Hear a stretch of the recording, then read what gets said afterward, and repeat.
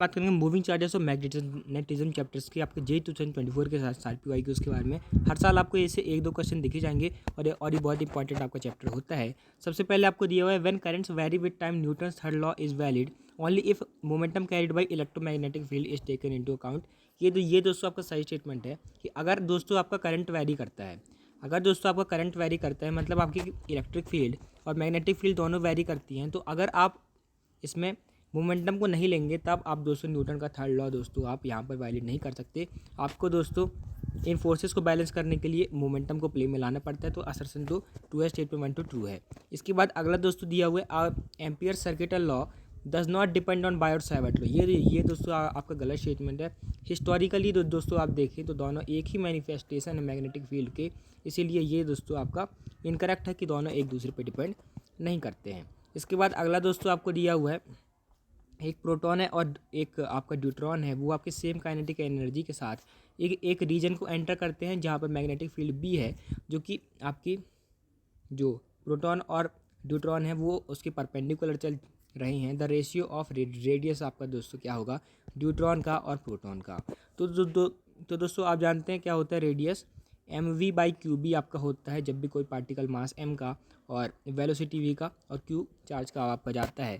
तो mv को यानी कि मोमेंटम को मैं क्या लिख सकता हूँ √2m kinetic energy upon qb। तो अब दोस्तों आप यहाँ पर देखें तो अगर काइनेटिक एनर्जी सेम है तो फिर रेडियस जो है आपके दोस्तों √m/q पे दोस्तों आपका प्रोपोर्शनल है अगर b भी आपका सेम है। तो ड्यूट्रॉन के लिए मैं लिख लेता हूँ, ड्यूट्रॉन में क्या लिखूँगा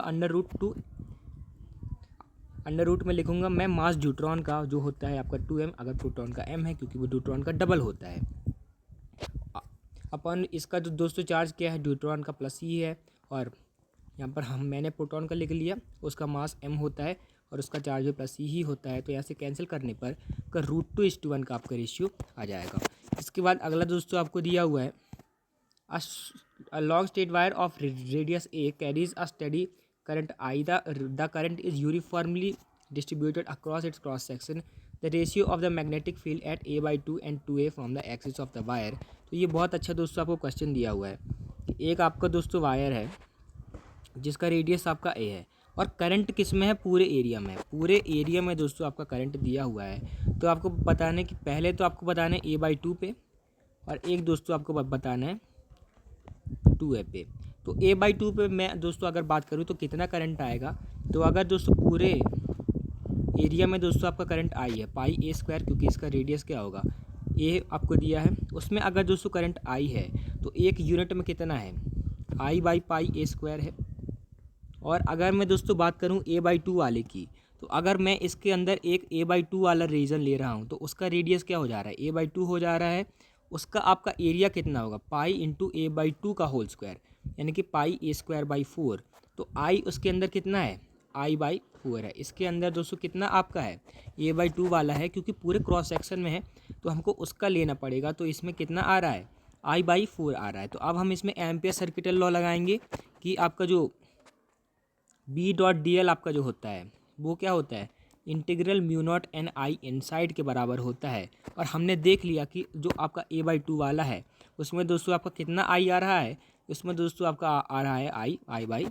तो अब हम करते हैं b, अगर हम a/2 पे बात करें तो B.dl हम करते हैं तो dl उसका कितना सरकमफरेंस होगा 2π इंटू उसका रेडियस कितना हमने लिया है a/2।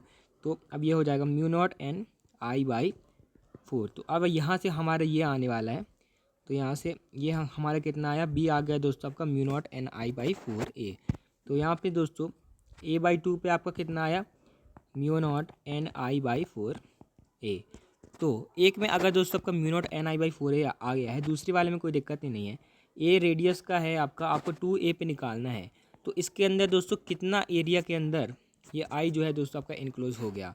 तो अब यहाँ पर आप देखें तो इस 2a का जो आपका पूरा जो बड़ा वाला सर्कल बन रहा है उसके अंदर पूरा I ही आपका आ गया। तो इसके अंदर जो आपका b होगा तो B.dl करेंगे, फिर से सरकमफरेंस लेंगे तो 2π इंटू 2a इसका रेडियस इज इक्वल टू आपका क्या आएगा म्यू0 n, इसके अंदर पूरा I है तो I आपका दोस्तों आ जाएगा। अब दोस्तों ये आपका दोस्तों 4 हो जा रहा है b इंटू 4πa यहाँ पर आपका हो जा रहा है, तो 4 पाई ए को मैं नीचे भेज सकता हूँ, तो 4 पाई ए, तो ये दोस्तों आपका सेम आ रहा है, ये दोस्तों आपका सेम आ रहा है, पाई से आप पाई कैंसिल भी कर लें तो mu naught N I by 4 same आ रहा है। तो यहाँ पे दोस्तों 1:1 का रेशियो हो जाएगा। किसका रेशियो हो जाएगा? 1:1 का रेशियो हो जाएगा, क्योंकि जो है आपका रेशियो सेम आ रहा है। अगर सिंपल वायर होता, सुनिएगा आप, अगर दोस्तों सिंपल वायर होता तो फिर क्या होता है, सिंपल फॉर्मूला हम लगाते हैं mu naught by 2 mu naught by 4 pi 2I/R हम लगाते हैं, लेकिन यहाँ पर पूरे क्रॉस सेक्शन में, इसलिए हमको एम्पर सर्किटल लॉ लगाना पड़ा। इसके बाद अगला दोस्तों आपको दिया हुआ है एक एलिमेंट है डेल्टा एल, जो है आपका दोस्तों एक्स है, डेल्टा एक्स आई कैप में है, वो दोस्तों एक बड़ा करंट कैरी करता है 10 एम्पियर का। The magnetic field on y axis at a distance 0.5। तो अब दोस्तों आपको बताना है, तो magnetic field at a distance आप कैसे निकालते हैं? एम्पियर सर्किटल लॉ से निकालते हैं, mu naught by 4 pi IDL sine theta by r square. तो वही मैं करूँगा, यहाँ पर मेरे को म्यू नॉट बाई 4 पाई पता होता है, 10⁻⁻⁷ इसकी वैल्यू होती है।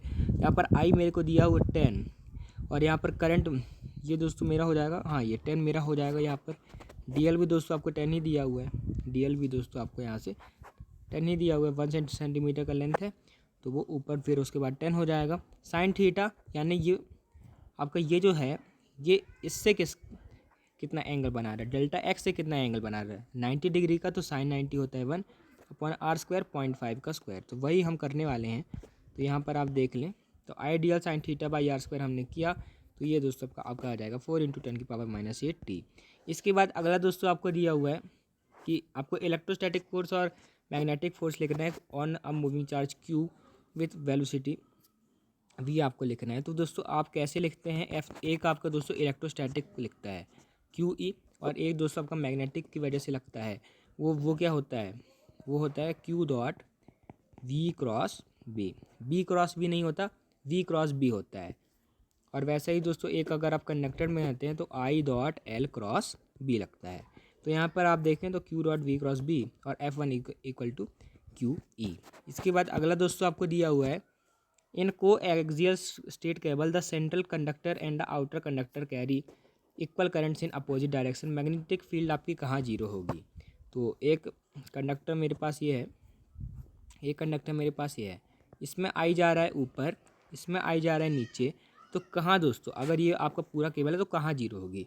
तो आउटसाइड अगर मैं बात करूँ, तो आउटसाइड से अगर मैं दोस्तों देख रहा हूँ, तो टोटल करंट मेरे को कितना दिख रहा है? एक ऊपर जा रहा है और नीचे जा रहा है, यानी कि मुझे जीरो दिख रहा है। यानी कि अब मैं इसमें एम्पियर सर्किटल लॉ लगा सकता हूँ कि अगर मेरे को करंट ही जीरो दिख रहा है तो B डॉट DL में करूँगा, B डॉट DL आपका क्या होगा? Mu naught N I inside ही आपका करंट जीरो है, तो मैग्नेटिक फील्ड भी मुझको जीरो दिखेगी, तो इसका outside the cable correct answer हो जाएगा। इसके बाद an electron is projected with uniform velocity along the axis inside a current carrying long solenoid. तो एक सॉलिनॉइड है, उसके अंदर दोस्तों मैग्नेटिक फील्ड कैसी होती है? ऐसे होती है, और उसके अंदर मैंने इलेक्ट्रॉन फेंक दिया, तो फिर क्या होगा? तो यहाँ पर आप देखें इलेक्ट्रॉन की जो वेलोसिटी है यहाँ पर है, और मैग्नेटिक फील्ड भी क्या है? पैरेलल। तो मैग्नेटिक फील्ड और वेलोसिटी के बीच का एंगल आपका दोस्तों 0 डिग्री आ रहा है, और F क्या होता है? QVB sine theta. और अगर दोस्तों 0 डिग्री का एंगल है तो साइन 0 0 होता है, तो फोर्स ही नहीं लग रही, मतलब वो ऐसे ही चलते रहेगा, न्यूटन का लॉ फॉलो करेगा, इसलिए वो दोस्तों अलॉन्ग द एक्सिस आपके सेम पे आपका चलता रहेगा, क्योंकि मैग्नेटिक फील्ड आपके पैरेलल है। इसके बाद अगला दोस्तों आपको दिया हुआ है uniform magnetic field of 2 × 10⁻³ tesla x along positive y direction, a rectangular loop of side 20 centimetre और 10 centimetre with current of 5 ampere is in y z plane, the current is in anti clock sense with respect to negative axis. तो आपको बताना है magnitude और direction of torque. तो वो क्या होता है? MB sine theta. टॉर्क क्या होता है? MB sine theta. M होता है आपका I डॉट ए। तो मैग्नेटिक मोमेंट आप निकालेंगे, करंट आपको दिया हुआ है, तो I डॉट ए आप करेंगे, आपको जो भी दोस्तों एरिया आपको दिया हुआ है 20 सेंटीमीटर और सेंटीमीटर है, तो यहाँ पर हम इसको ऐसे लेंगे, YZ प्लेन में है, तो हम ऐसे ले लेंगे, तो ये किस में आ जाएगा? आपको -I में आ जाएगा, 0.1 -I में आ जाएगा। B आपको जो दोस्तों J में दिया हुआ है, तो 2 × 10⁻⁴ K कैप में दोस्तों आपका आ जाएगा माइनस में। इसके बाद अगला दोस्तों आपको दिया हुआ है a rod with circular cross section, आपको एरिया इतना दिया है, लेंथ इतना दिया है, और टर्न्स इतने दिए हैं, करंट इतना दिया है, फ्लक्स भी आपको दिया है, तो रिलेटिव परमेबिलिटी आपको दोस्तों बताना है। तो फ्लक्स आपका होता क्या है, आप यहाँ पर देख लें। फ्लक्स होता है आपका बी डॉट ए होता है, लेकिन एन टर्न्स है तो एन बी ए आपका हो जाता है। थीटा यहाँ पे 1 होता है, कॉस थीटा 1 होता है। तो यहाँ पर दोस्तों फाई आपका एन बी ए हो जाएगा। तो फाई आपको इतना दिया है, और म्यू नॉट एन आई हम लिखते हैं, हम बी को लिखते हैं म्यू नॉट एन आई, लेकिन यहाँ पर उसका मीडियम दूसरा है, तो इसलिए हम इसको लिखेंगे म्यू एम एन आई। और जो आपके मीडियम की परमेबिलिटी है और रिलेटिव और म्यू नॉट के बीच में आपका क्या रिलेशन होता है, जो आपका म्यू रिलेटिव होती है वो होती है आपकी mu medium by mu naught. तो म्यू मीडियम को दोस्तों आप लिख सकते हैं mu r into mu naught. तो इसीलिए मैंने यहाँ पर म्यू आर म्यू नॉट यहाँ पर लिख दिया है। तो अब यहाँ से आप सॉल्व कर सकते हैं। म्यू नॉट को हम क्या लिखते हैं 4 पाई इंटू 10⁻⁻⁷। तो यहाँ से आप सॉल्व कर लेंगे, 5/16 आपका आ जाएगा। इसके बाद अगला दोस्तों आपको दिया हुआ है मैग्नेटिक फील्ड एट सेंटर आपको बताना है। तो एक आपका ये रेडियस ए का है, एक ये रेडियस ए का है। तो यहाँ पर आप देखें तो इसकी वजह से कहाँ फील्ड बनेगी, इसके फील्ड से, इसकी वजह से दोस्तों आप यहाँ पर दोस्तों करंट हम घुमा के देखेंगे, अपना हाथ हम घुमा के देखेंगे इसके करंट में, तो आपकी ऐसी बनेगी।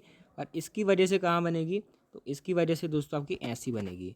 तो एक दोस्तों आपकी कैसे बन रही है, एक आपकी ऐसे बन रही है, एक आपकी ऐसे बन रही है। तो मेन आपकी कैसी बनेगी, दोनों आपके 90 डिग्री एंगल पे होगी, ऐसी बनेगी।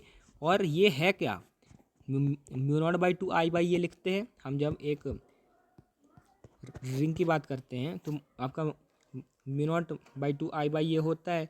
और दोनों जो दोस्तों आपकी परपेंडिकुलर यहाँ पर बन रही है, तो यहाँ पर क्या हो जाएगा √2 टाइम्स आपका हो जाएगा, क्योंकि जो आपके दो इक्वल वेक्टर आपके दोस्तों अगर आपके परपेंडिकुलर होते हैं तो √2 उनमें हो जाता है, और यहाँ पर √2 दोस्तों नीचे आ जाएगा, क्योंकि नीचे आपका 2 है, तो म्यू नॉट आई बाई √2 ए आपका आ जाएगा।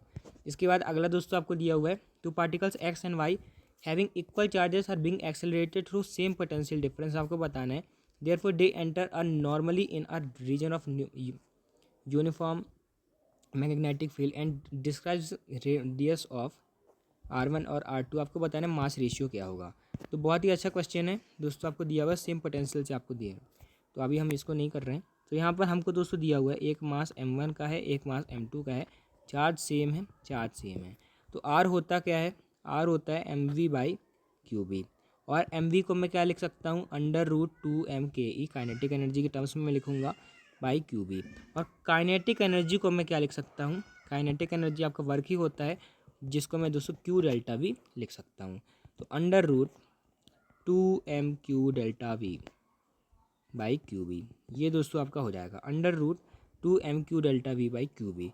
अब दोस्तों आप यहाँ पर देखें तो चार्ज तो सेम है, तो जो आपका डेल्टा वी है दोस्तों आप देखें तो आप जो रेडियस है, रेडियस आपका क्या आया √2m/Q∆V बाई क्यूबी।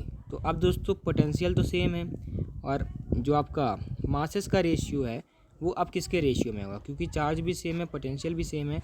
तो R² जो आपका आएगा क्या आएगा, m के टर्म्स में आएगा, तो m1/m2 क्या हो जाएगा R1/R2 का होल स्क्वायर। तो R1/R2 का होल स्क्वायर के टर्म्स में दोस्तों उन दोनों का रेशियो आ जाएगा। इसके बाद अगला दोस्तों आपको दिया हुआ है एक प्रोटॉन है moving with constant velocity passes through a region of space E and B आपको दी हुई है। तो यहाँ पर उसने दोस्तों कोई भी वेलोसिटी में चेंज नहीं आया, तो क्या क्या हो सकता है, कौन सी फोर्सेस लगती है आप देखें तो QE + QV cross B net force अगर उस पर 0 है तभी आपको पॉसिबल है कि उसकी वेलोसिटी चेंज ना हो। पॉसिबल केसेस क्या हो सकता है, E और B आपके दोनों ही 0 हो जाएँ, और V क्रॉस B आपका 0 हो जाएगा तो ये आपका 0 हो जाए, और अगर E भी आपका 0 है तब आपका नेट फोर्स 0 लग सकता है, या फिर ये दोस्तों इसके अपोजिट लग जाए, तो QE = -QV क्रॉस B, तो E भी 0 और B भी 0 आपके हो सकते हैं। इसके बाद ≠ 0 आपके हो सकते हैं। अब दोस्तों आपको दिया हुआ है B, दोस्तों आपको दिया हुआ है B0 k कैप, तो आपको फोर्स बताना है। तो फोर्स आपका होता क्या है, फोर्स दोस्तों आपका होता है I.L क्रॉस B, और यहाँ पर कितना आपका दोस्तों डिस्टेंस आ रहा है R और R, 2R का डिस्टेंस आ रहा है, R और R दोस्तों आपका 2R का डिस्टेंस आ रहा है। ऐसे अगर मैं इसको बनाऊँ तो यहाँ से दोस्तों 2R का दोस्तों आपका डिस्टेंस आ रहा है, और ये दोस्तों -I में दोस्तों आपका आ रहा है, -I में दोस्तों आपका 2R का डिस्टेंस आ रहा है। तो I.L क्रॉस B में करूँगा, देखें आप तो आई डॉट एल, एल आपका क्या है -2r आई कैप इंटू बी में करूँगा बी नॉट के, तो माइनस आई क्रॉस के आपका क्या आएगा माइनस जे आएगा, तो यहाँ पे आ जाएगा -2br जे कैप। ये दोस्तों आपका आ जाएगा। तो अगर आपको वीडियो अच्छा लगा तो आप चैनल को सब्सक्राइब कर सकते हैं और जेई की PYQs आप डिस्क्रिप्शन के लिंक से देख सकते हैं। Thanks for watching, keep learning.